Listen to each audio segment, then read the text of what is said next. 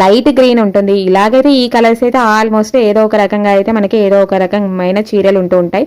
ఇంకా అందులో 9 రోజులు 9 రకాలలో చీరలు కట్టుకోవచ్చు. ఒకవేళ అలా లేకపోతే కట్టిన కలర్సే కట్టుకోవచ్చు, కట్టిన చీరనే కట్టుకోవచ్చు.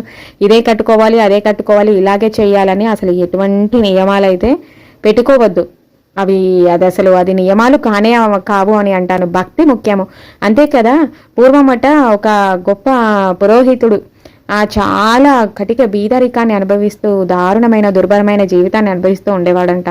తను లలితా సహస్రనామాన్ని 41 మార్లు చదువుతూ, ఇంకా ఆకలి దప్పికలని వదిలేసి అలాగ చదువుతూ 41 రోజులు దీక్షగా చదివారంట. ప్రతిరోజు నీళ్ళని నైవేద్యంగా పెట్టారంట. ఆ నీళ్ళని నైవేద్యంగా పెట్టి ఆఖరి రోజు చదువుతూ అలా సొమ్మసిల్లి పడిపోయారంట. ఇంకా ఆ నీటినే నైవేద్యం, ఏది పెట్టడానికి పండు ఫలము ఏది లేకపోతే అదే నైవేద్యంగా పెట్టి అంత దీక్షతో సంకల్ప